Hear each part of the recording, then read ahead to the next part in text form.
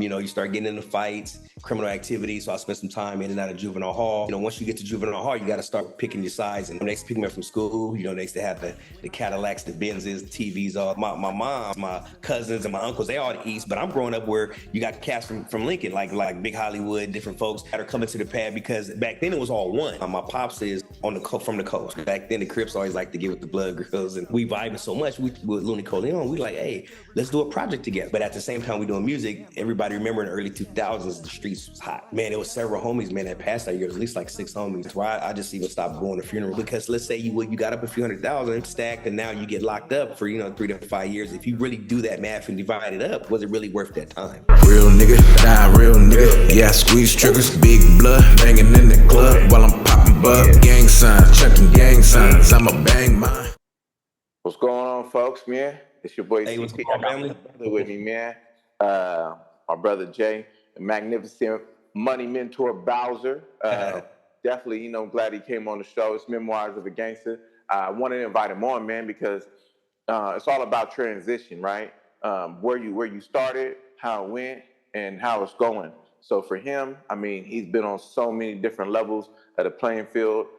Being a part of several different games, coming up as a young, young buck in the community that just was, very active, right? And someone that I looked up to when I was young, like coming up and, seeing the glitz, the glamour, the fame, what's going on, being a part of, the Side movement, being a part of, working with, legends like Mac Dre, Sugar Free and all them, and Diz, and just having motion in the early years, so it was definitely influential to me and what I went through. And I wanted to invite him on because now he's a money expert, money management, works, with health insurance, works with, has his own nonprofit, helping the community, people getting out of prison, people, use people before they get in there, skills trading. Like the man, he's wearing so many hats. And I definitely wanted to, kind of get his perspective, man, and learn a little bit more about him so we could share it with the world and just early upbringings, man, how it all pretty much started.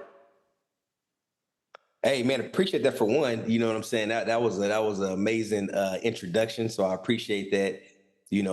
Sometimes you just have your head down grinding and working, man, and you don't really look up to see all the things that have been done and the impact that it's had, man. So to hear those kind words from you and from the heart, I truly appreciate it. And want to, give it right back to you, put the crown on your head as you being, one of the, younger homies from the neighborhood that's carrying the torch now.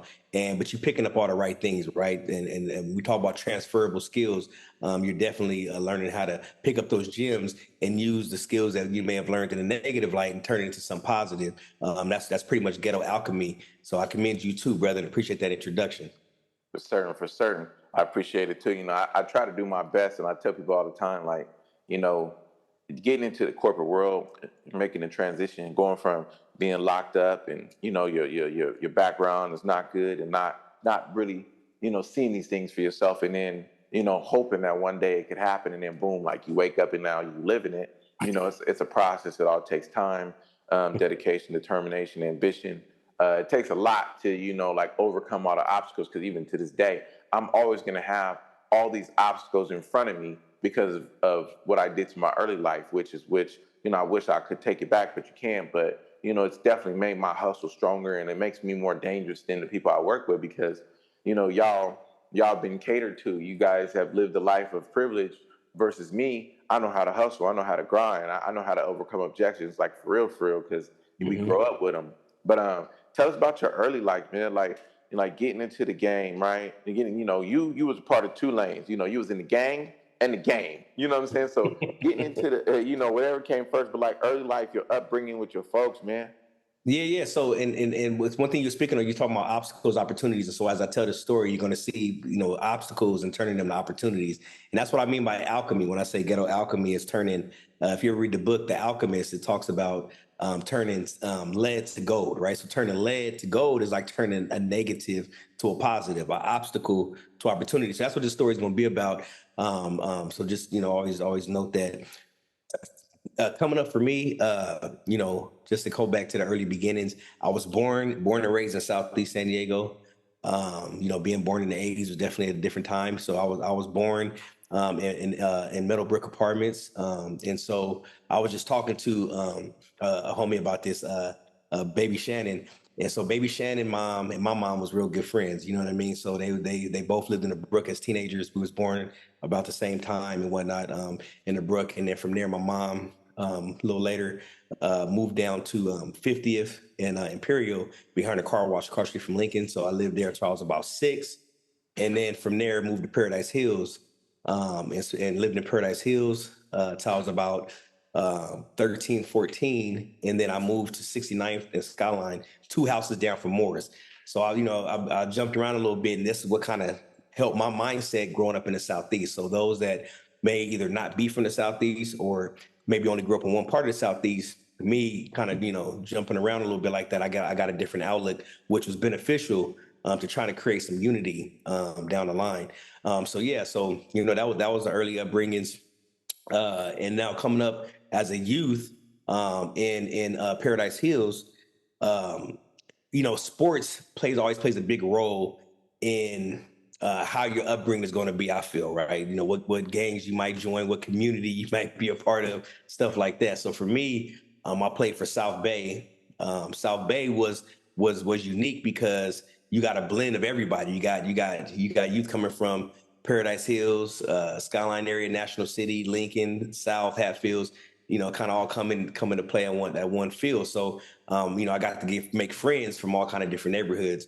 And then we went through a situation there where we didn't get to have a banquet because our money was stolen that was paid in. So my mom said, hey, I'm gonna take you over to VP. So I went to play for VP. And, as I grew up, I'm on one side of the tracks. VP is technically on the other side of the tracks. But me playing for VP, I got to know, a lot of good folks from that side of the tracks. So my outlook was different. Also, as a youngin, pretty much my stepfather at the time, my mom and him didn't get married, but he pretty much helped, raise me when I was young. He lived in Bay Vista. So I spent a lot of time over there. I even went to Knox Elementary when I was young before switching over and going to Penn in Paradise Hills.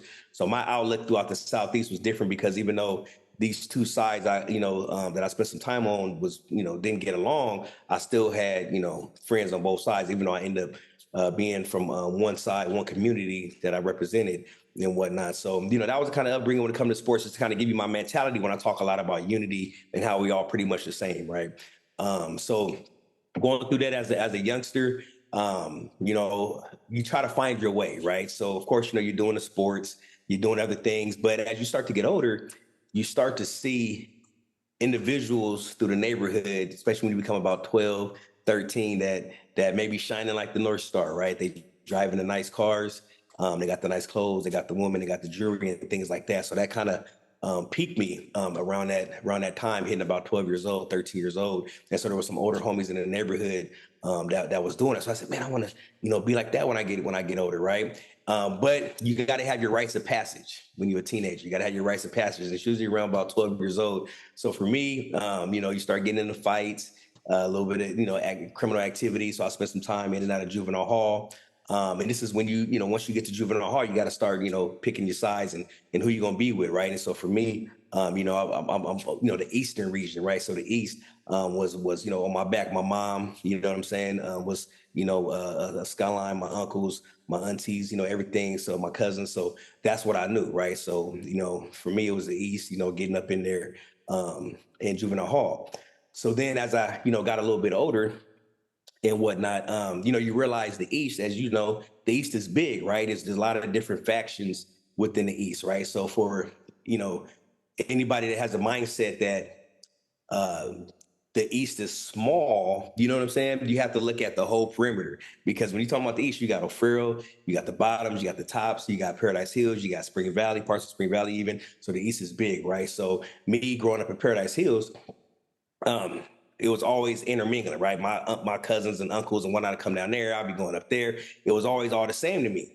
But I had some older homies around that time, you know what I mean, that and one of my older homies that I look up to and rock with, his name is Troy, and whatnot. And back then they called him Trying Stone. And even he made his transition later, which I, ended up making sure to follow suit as well, you know what I mean, making that transition. But him, his brother, Much, a couple other older homies, Keith and other different folks.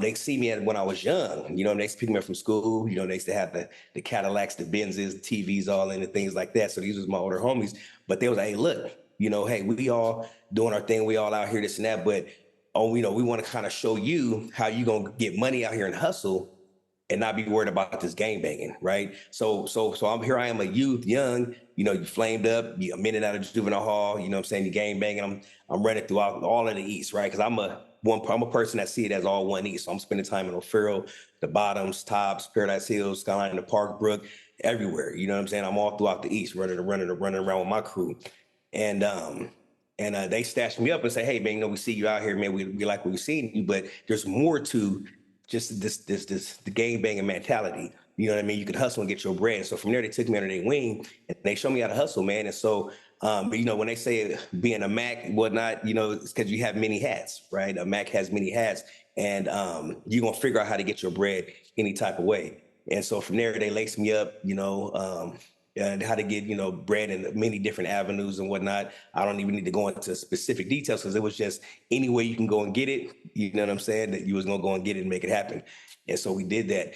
And then so from there, you know, after picking up the game and learning to hustle and not just worry about gang banging, but to hustle, it started to make us unique, right? It started to make us unique, especially in our region of Paradise Hills, because we weren't, you know, even though we all connected with the East and this and that, we weren't so much focused on the gang banging. And this was easy for me to take in because I got homies from Lincoln and, you know, homies from, you know, the South and, you know, all kind of different hoods. So for me, it was easy to be like, hey, we ain't worried about gang banging. Let's get this bread. Now we're going to defend ourselves. We're going to, you know, hold down our own in our community, but let's focus on getting this bread. So, you know, going through that as a juvenile, it kind of saved me in a little bit to not, you know, end up getting caught up and doing a whole lot of time just for gang banging and whatnot. So then here I go becoming an adolescent, coming into you know, of age and striking on my own. I got my own money, get out on my own. And I had another older homie named Face, you know what I mean, and whatnot. And so he had me under his wing as well. And he was a hustler, you know what I'm saying, but, you know, did his thing throughout the East as well. But, you know, Paradise Hills, you know, side of homie, and laced me up and was like, hey, look, man, let's get into business. You getting bread, I'm getting bread. You know what I mean? Let's get into business, man. Let's do this thing legit. And I was like, yeah, for sure. So he had got connected with a lawyer up in Del Mar. We went up to Del Mar, met with the lawyer, and started our first corporation, man, an S Corp. And we called that S Corp Sidewayz Entertainment. And so that's how it happened. So I want to stop there in case you got any questions. I just wanted to take you from being you know, how I was born and an adolescent, going through my teenage years, how my mindset got changed, even though I grew up in this type of environment, but got more of the hustler mentality. And then end up getting my first corporation as a teenager, and then starting to learn that side of the business. You know what I mean? So that's how the transition started to happen from there. Yeah, so it sound like you know, homies from the East was kind of like, I guess, you know, just growing up in the Brook. And it's funny you played for VP, and for people that don't know, you know, Skyline Drive turned into Valencia Parkway, but everybody from Valencia Parkway and over, like, you know, from Lincoln Park and everything, they play for VP. If you grew up in the East, you either gonna play for Skyline Tigers, or you're gonna play like Los Toros or something on our side of the train track. So I mean, you getting a mixture of, you know, like playing with the other side, even though you're kind of over here, but that's like early years, and it happens for a lot of people where, you know, you end up gangbanging against people that you used to be cool with, you know, in your younger days. And sometimes people kind of keep that mentality, but, you know, a lot of time homies don't want to hear that. Like, you know, if they ain't from here, they ain't, you know what I'm saying? Like, you know, they can get it too type of shit. But Yeah. definitely. Hey, but let me throw something in real quick. I was fortunate because even when I was young, I spent a lot of time with older homies, you know what I'm saying? Like from all around, you know what I mean, East. And one thing I noticed, and I got a lot of family, you know what I'm saying, from the East too. And one thing you'll notice is that they always rocked with the other side. You know, a lot of people don't understand that, know that. You know, like me growing up in it, you know, my mom, you know what I'm saying? Like, you know, they growing up in the East, my cousins and my uncles, they all the East, but I'm growing up where you got cats from Lincoln, like Big Hollywood, different folks, they calling the pad or coming to the pad, because back then it was all one. So even when we was young and we was getting active, we started, like, we was really funking with the other side and all that, my older family couldn't understand how that was happening now, because they was all one at one point. So you got to tell that part of it too, that even though it became a division in the early 90s, before that, from, you know, our elders, they was all one at one point. Well, definitely, yeah. I got a documentary that I want to put together and I want to do, because a lot of these young folks, like, they jump into it and they don't even know any history. They just grew up in the neighborhood. This is what their homies is doing. I'm gonna follow suit. You got older homies. Some older homies is gonna be devils. Some older homies is gonna actually care about you, and some of them gonna try to crash you out. But your pops, man, your pops, he was active. So moms grew up in Skyline, pretty much. Whole family's from the east, and then pops was from the other side, and he was active. But your pops was a preacher at the same time, so it's kind of like when you got into the streets and got involved, you going to juvie, you flamed up, you banging. They not oblivious to what's going on, right? Like how did that work with pops being a preacher and moms? So that goes into the other phase, right? And so I'm glad you asked that question. And so when I was so to say, I'm living on 69th and Skyline, probably about 14 years old, and then I'm going to Morris.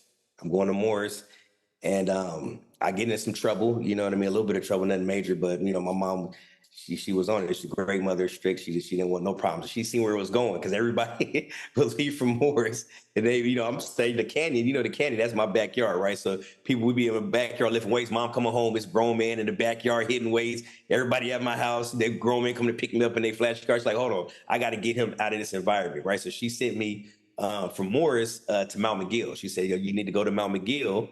And then she sent me to my dad's house, right? So with my pops and my mom, my pops is on from the coast, right? So he's one of back then the originators and whatnot. Then started with probably the generation right under that.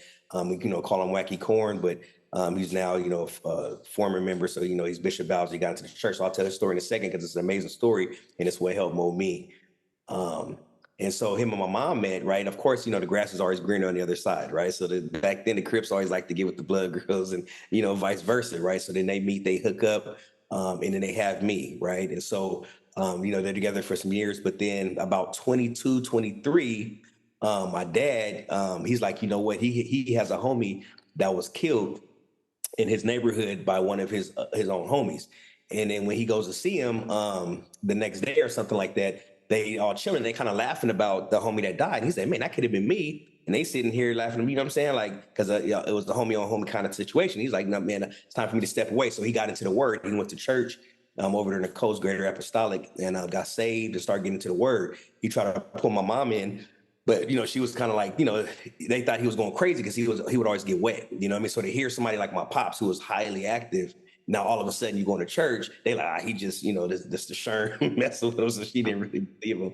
That's what was happening, and then follow him down that path. And he was serious about it. So he found another woman in the church, and they split, right? And so from there they weren't together. So I was maybe about a few years old at that time. I don't know, I was really young. So from there till I'm 15, my pops wasn't in my life. He would pop up here and there at a game, or I would maybe go see him like every blue moon, but it wasn't really there the whole time.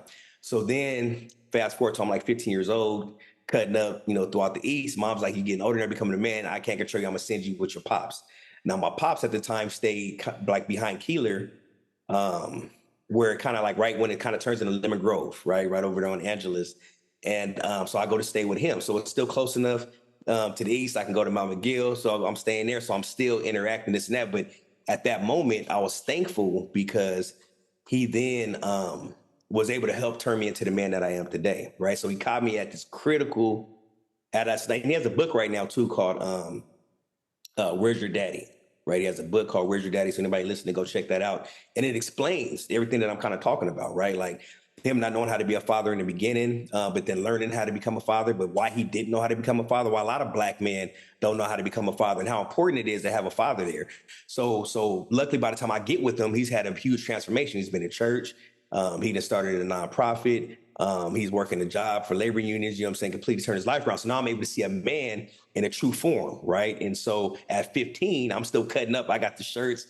You know what I mean? I'm over there just flamed up, ESP on him, this and that, Tiny Bam on it, all sorts of stuff. He keep finding, we getting into this. Now I'm in and out of juvenile hall. He's always picking me up, but he started working on me. So you got that. male figure showing me, say, hey, no, this is what it takes to be a man. You need to get out of this. I already been through it. Then you got me fortunate enough to have older homies, right, from my community that was like, hey, there's more to life than just running around gang banging. You end up dead or in jail.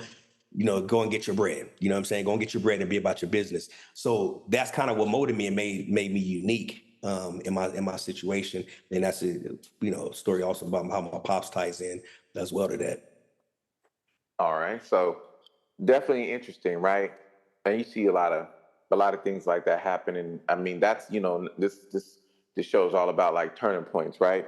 So that was your father's turning point. So for you, I mean, starting off gang banging, like you said, everybody. It was funny. I had G-Boy on it too, and he was talking about like how everybody pressing on the letters, ESP and all that. I mean, we had our own version of what we would do. We was making shirts with all kinds of stuff saying on there, going and get them airbrushed. We was doing airbrush shirts in our day. We had the iron with the suede, the ESP, or the Fat Mark, get it pressed on, yeah.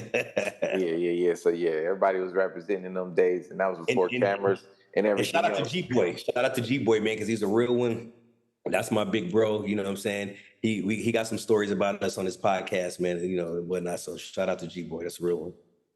So so I know we went forward with you got incorporated, but like when did the music start? I mean, the music you was already banging, you was already part of the game, hustling, getting money, the ism, all that kind of stuff. When did the music start? Because I just remember coming in the game like '02, like Sidewayz is going, still collecting, like in the streets. That was my issue right there. Like, like dang, the homies, hey, they about to blow. Man, it happened so randomly, man. So I'm like 17 at the time. And so, like I said, older homies is always about their bread and then, wanting to do something, business-wise. So they picked me up. I'm a teenager. They picked me up from the pad and then we would go to the studio in El Cajon. And like the main people really doing it was Face at the time and then Too Much. And they was kind of like, like leading. And Too Much was more like, leading with the music. And the Face was behind the scenes doing the business. So we get, they got studio time. They bring the young homies up there, me, So Fast, Bolo, Beta, and then Straight Lace was the older homie. He'll be with us up there doing it. And that pretty much was like, Mac and Million, Slick, you know what I mean, Cole. So that was kind of like us in the beginning going up to the studio, you know what I'm saying? So they taking us off the block, you know what I mean, putting us in the studio, and we having a good old time. And so they was just trying to figure out, man, how we got to, do some positive, man, with this brand and try to find a way out. So we started making music and, we was all about, hustling, man, whether it was being on the, on any kind of hustling you could think of, man, you know what I'm saying? Macking, you know what I mean? Putting in work, pulling legs, white collar, we call them scripts, whatever it may be, any way to get checks, all that, it was just hustlers. They was getting money. So that's what motherfuckers was rapping about. And rapping about that, we were just having fun in the studio rapping as homies. And then they would take that out to the streets, whether it was on the track getting money, whether it was in a block getting money, whatever it was, they start to hear it and was like, we had a song called I Got Problems, and Problems, it just started spreading through the streets. And then it spread through the streets and everybody was liking the song because it was just different because everybody was talking about gang banging at this time, right? I think Triggeration Station maybe come around this time and some other stuff, Big Junior, but everybody was just gang banging, which is just like LA. And our older homies are always like, man, we San Diego, man, we different. You know what I'm saying? We ain't gonna take that path of just talking about gang banging and stuff. We talk about we hustlers, man. We siders, man, we hustlers. Let's talk about hustling.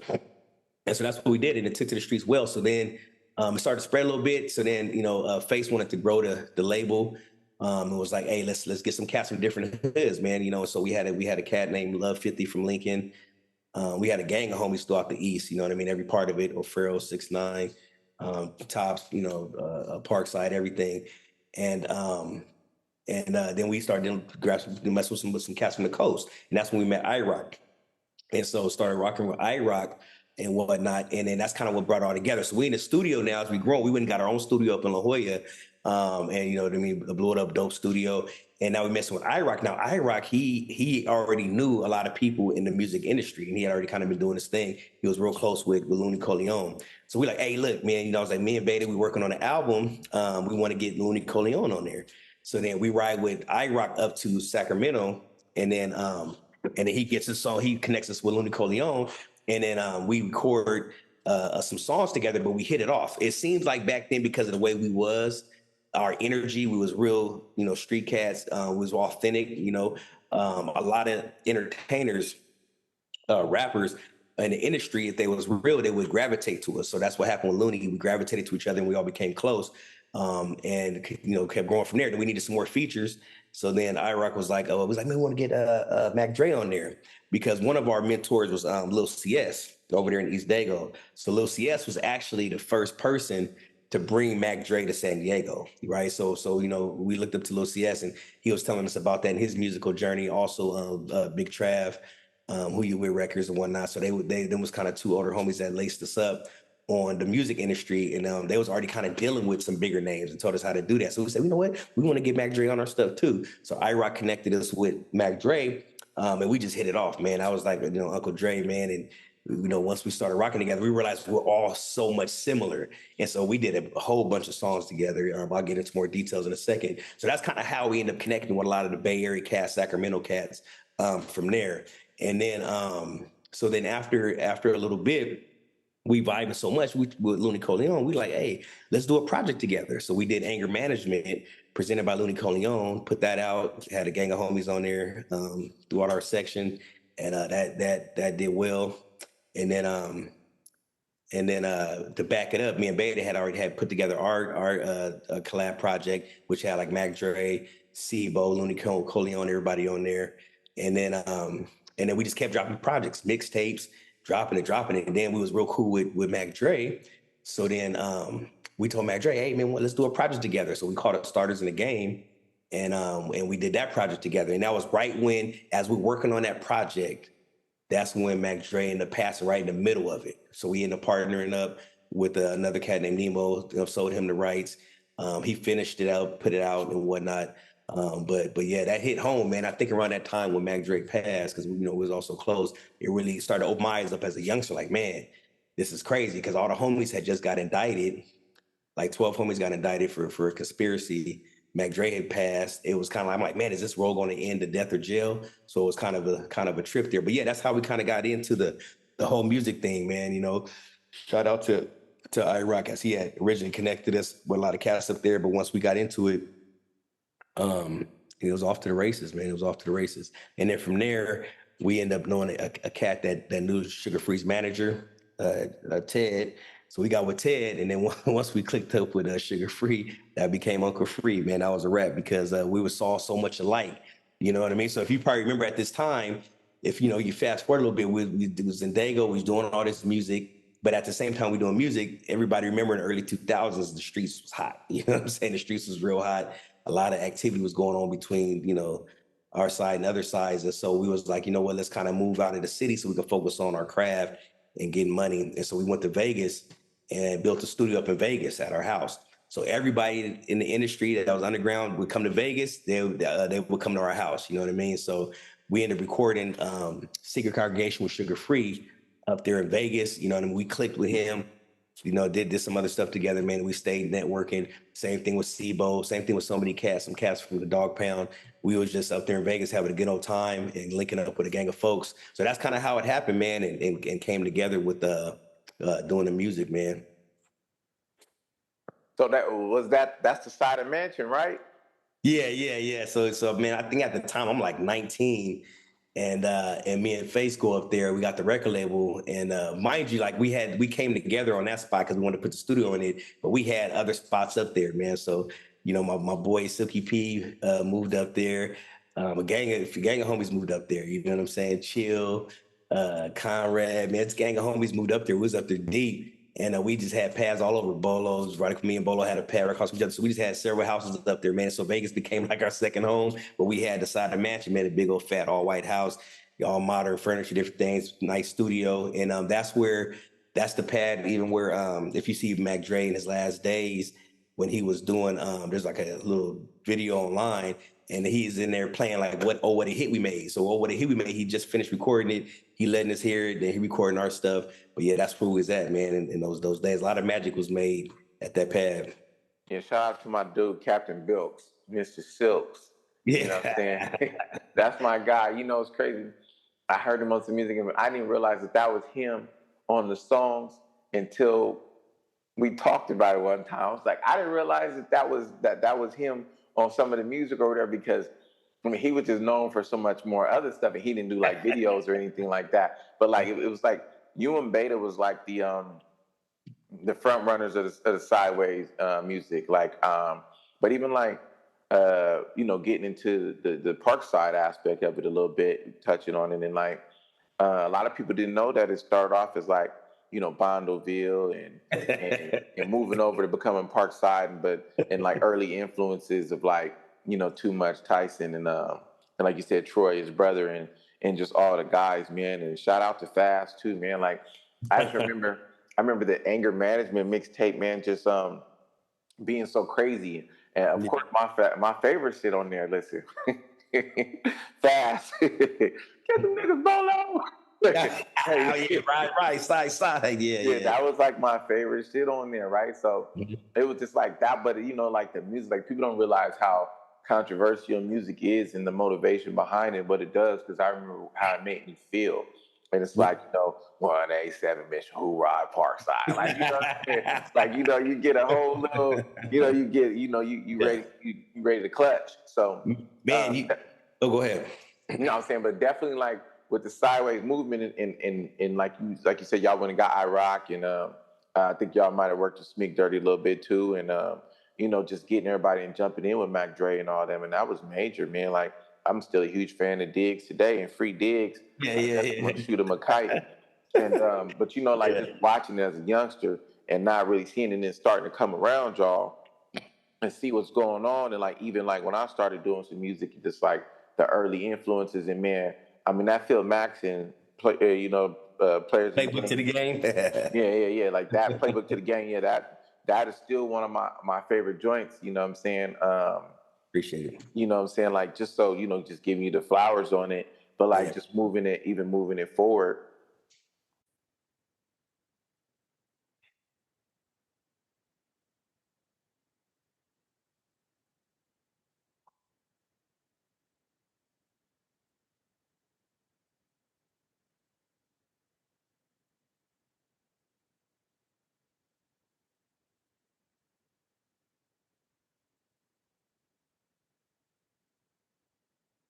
Yo. All right, it says I'm in the waiting room, but I think y'all let me in.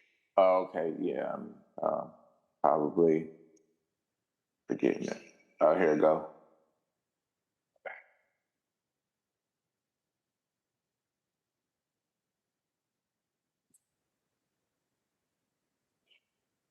All right, yeah. So to pick it up with Silk, and so like I was saying earlier, the East is so big that we can, you know, rock with everybody, even though we had love for everybody. And he had certain, you know, homies that he knew needed to get on and wanted to work with the music. So he started bringing them on to his record label. So we was in conjunction, you know, always working together and whatnot. And so that's what the unity is about, man, especially when you're working with other leaders coming together. And then, so, yeah, then you bring it into, you was talking about back in the days, I want to touch on that too, about Bondoville. So when it comes to Paradise Hills, so when you look at the East, right, and G-Boy, he did a good video breaking this down. So make sure y'all go subscribe and check out his thing. But he broke down how when you look at the East, especially like in the early 90s, you started to get different, like, I don't know if you want to call them clicks or whatever, that started popping up out of the East. You had like, you know, like GPM, you know, Gribble, all that stuff over there.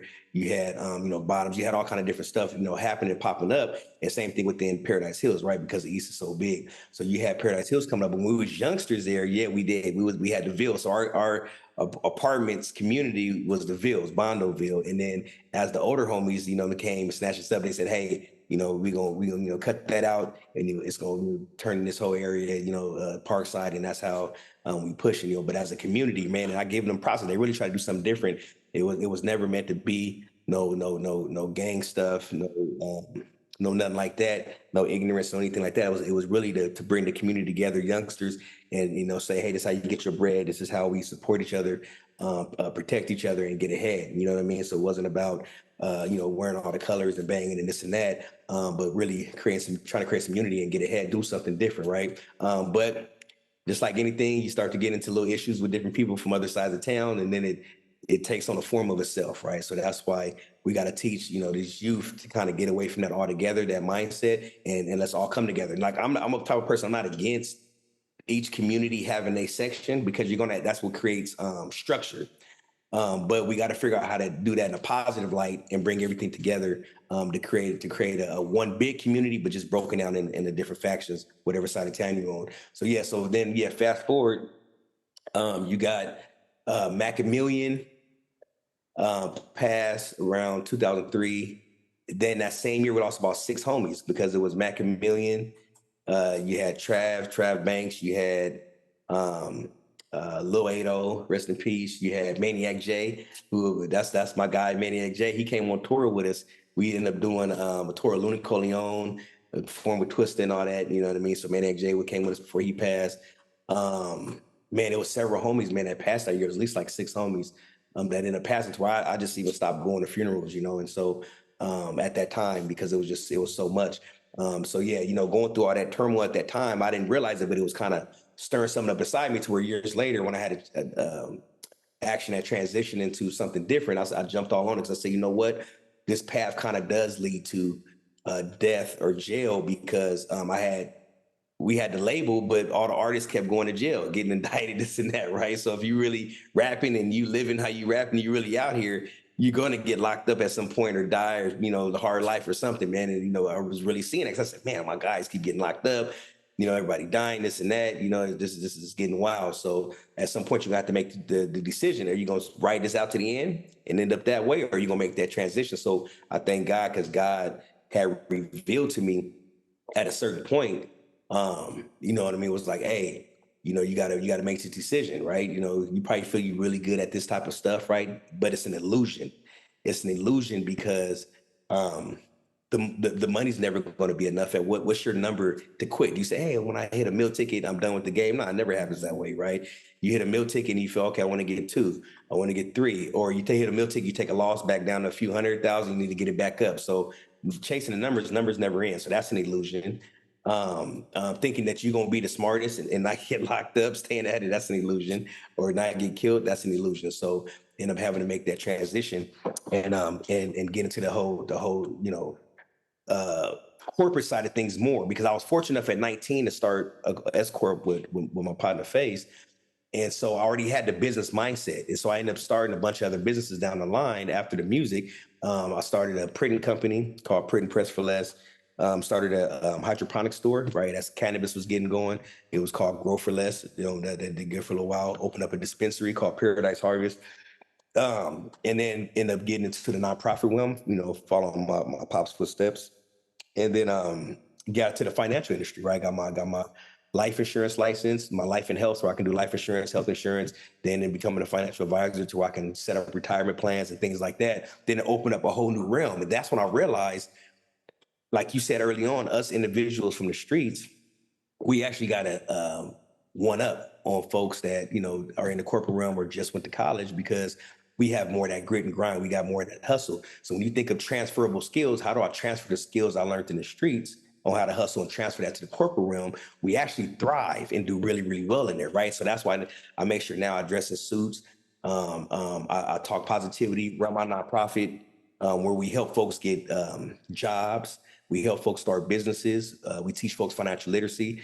So that, our website is core and then the number 6.org. Check out core6.org, where we do all these things for the youth and give back. Because if I get to look back on my life, like, yeah, I was, running in the streets, I'm saying, and was successful at that, but there's a dead end road, you know what I mean? And a lot of people want to know how to transition. Then I did the music, was successful at that. But at the same time, when you're doing the music, and we're starting to see now, right, as we look at the Suge Knights and we look at P. Diddy, this and that, sometimes that still ends up in a messed up road, down a messed up road. So I was fortunate enough to start to see, like, hold on, even if we really get successful and really good at this music, you know what I mean? Look at that nip, look at all these brothers dying still in that. I'm starting being like, hey, is this really the route to get rich? You know what I mean? And stay alive and out of jail still? So I'm driving on the 5 freeway one time, I think coming from LA.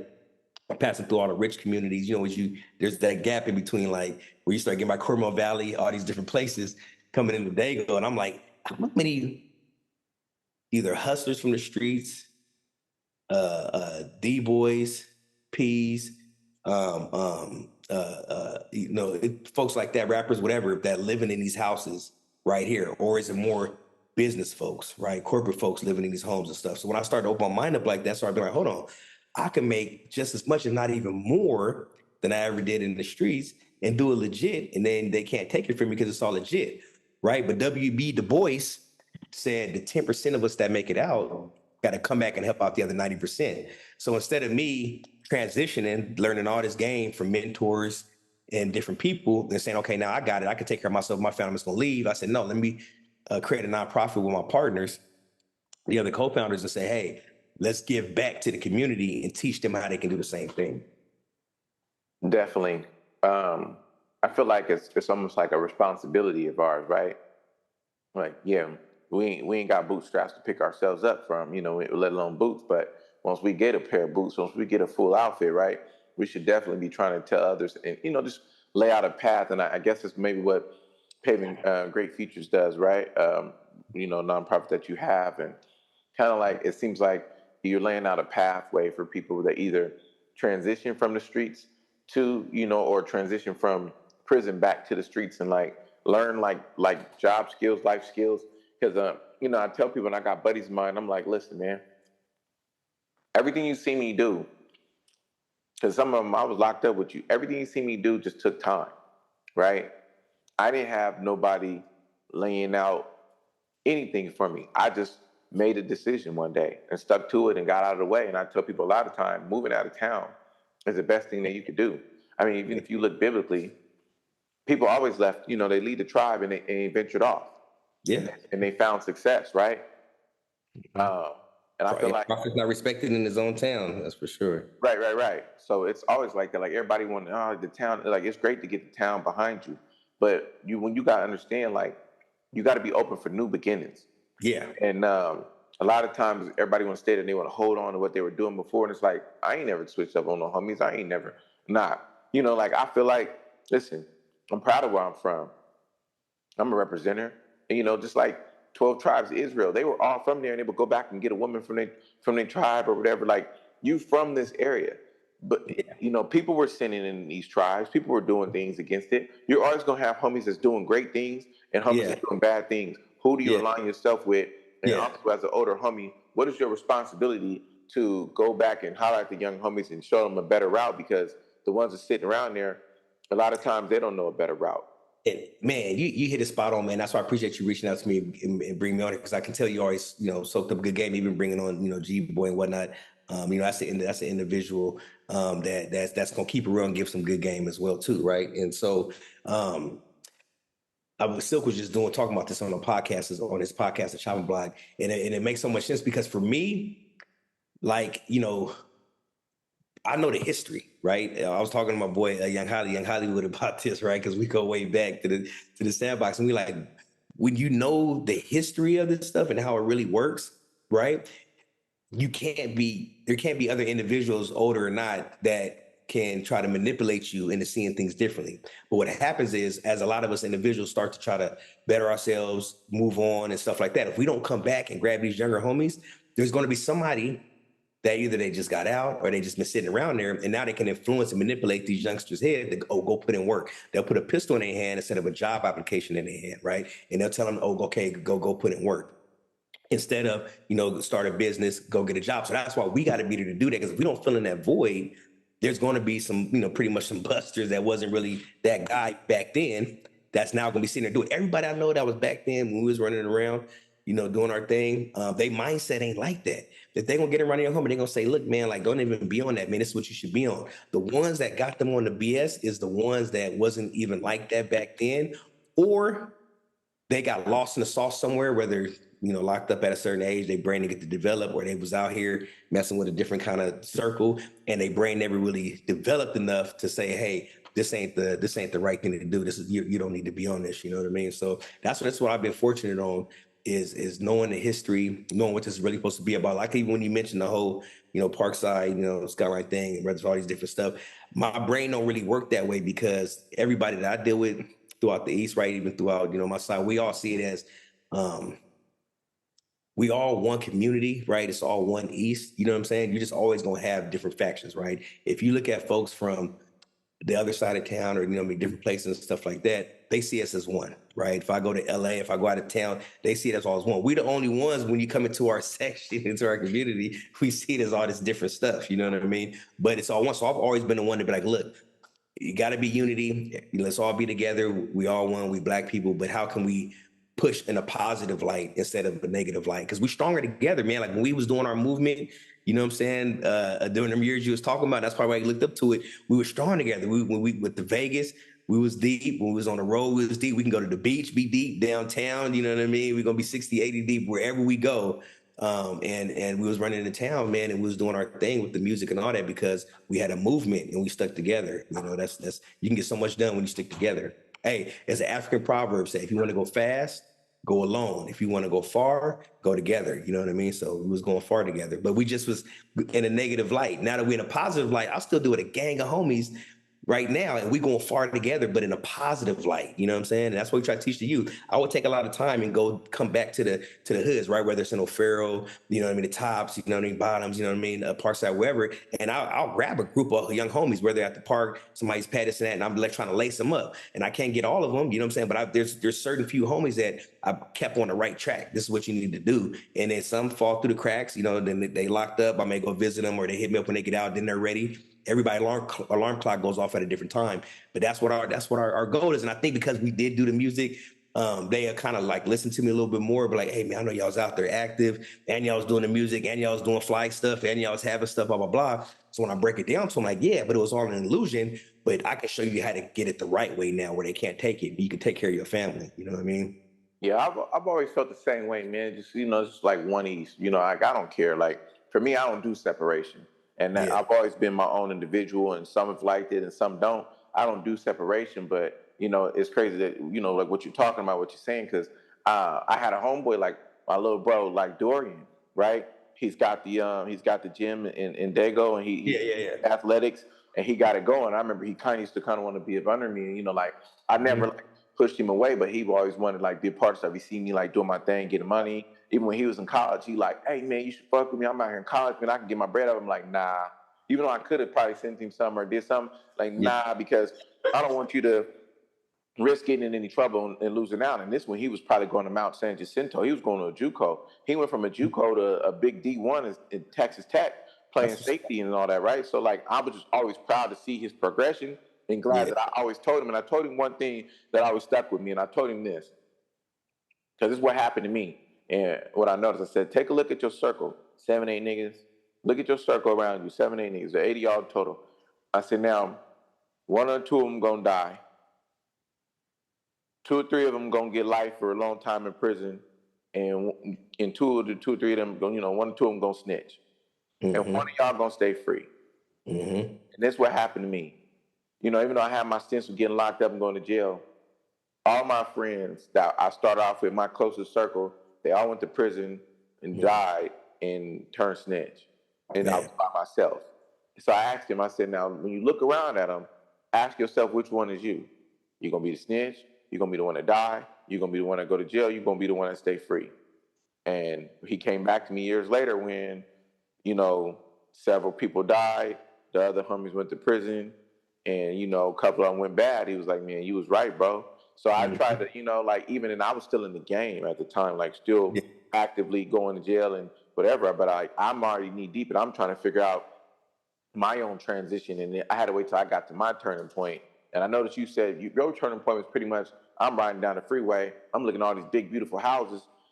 Which one of these niggas is peeing, is macking, that live up in here and that could get up in here? Because the other thing I'm trying to tell them about a job, like you said, put a job application in their hand instead of a pistol. Like, I be telling folks, like, listen, man, you can have all this money, you can't buy nothing over 10 grand. You know what I'm saying? Like, you can't buy no house. Like, it make it so difficult to, like, you could buy a crib, but you got to really understand the game. Like, you really got to have your LLCs and shit set up with cash flow going in them. And a lot of people don't know the corporate part of it if you're going to be hustling and trying to flip it into stuff. Like, everybody want to be like the mafia, right? Like, I had this conversation with Baby Bugs. He told me I didn't stop watching movies, but I said, all this shit is based off of the mafia. The whole gangster facade lifestyle is based off of the mafia.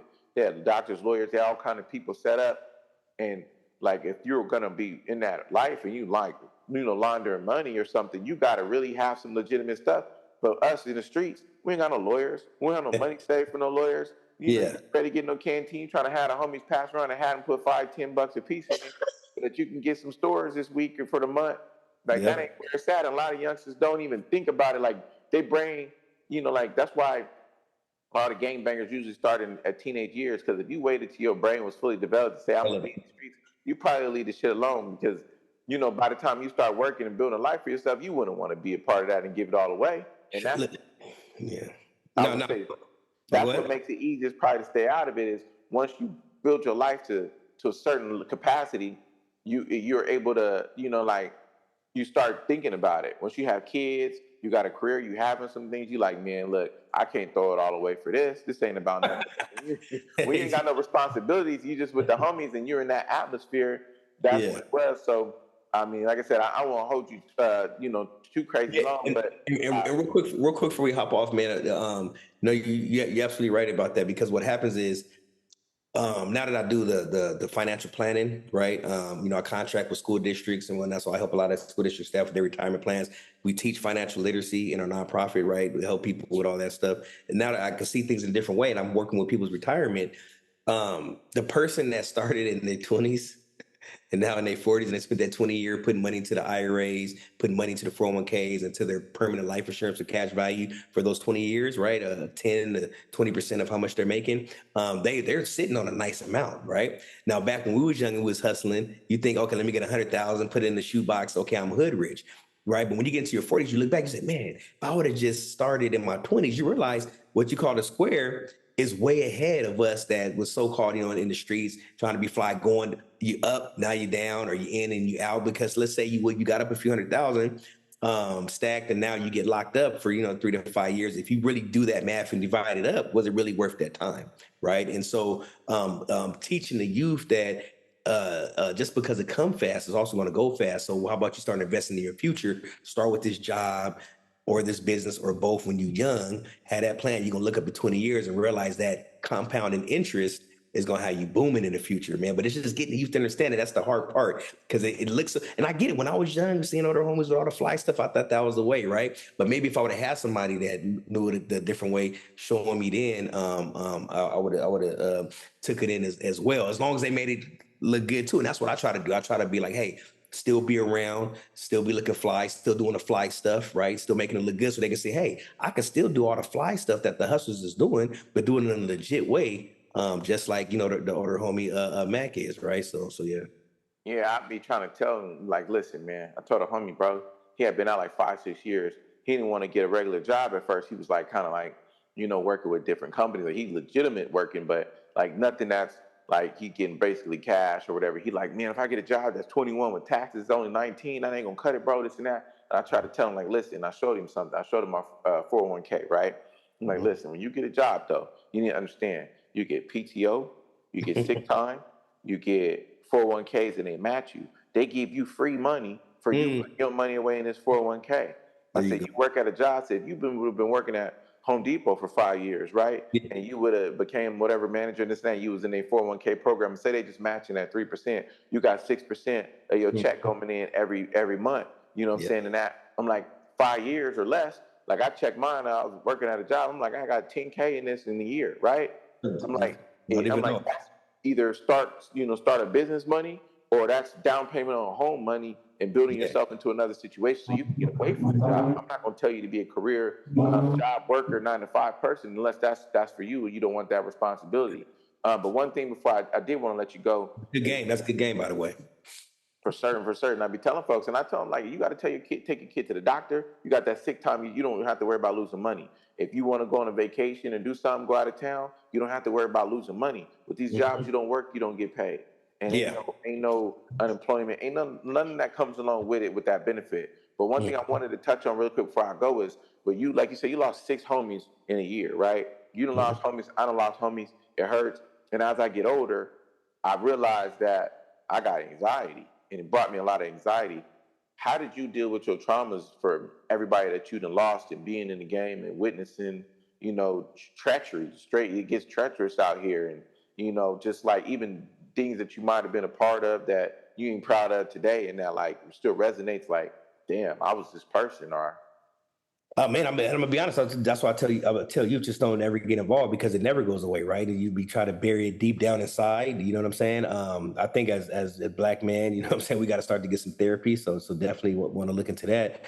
But God, man, you know, God is the main thing. Like when I hit a point where I can help myself no more, I can't go no further, you know, and turning to God into the Word, right, and really get into the Word for yourself, and really understanding the Word. You realize that this has been going on since the beginning of time, and it's going to continue to go on, the stuff that we go through, right? It's even way worse situations in the Bible. If you read the book of Job and you see what Job had to go through in the Bible, then the things you're going through seem minuscule, right? So the Word and God and the Bible really helped me understand that that's what life is. And let's bring it back to the beginning. We said, let's turn obstacles to opportunities. So the bigger the obstacle, the bigger the opportunity, the bigger the pain, right? The bigger the opportunity for joy, right? So that's how it is. So even though that was something that was painful, it's buried deep down inside, God helped me get through it. That also gave me a chance for that much more joy on the other end. And that joy came from getting married, right, to my beautiful wife, having a beautiful son and a daughter, you know what I'm saying, giving back to people. So that's my big joy now, that I turned that pain that I went through then with all those losses and turned it into joy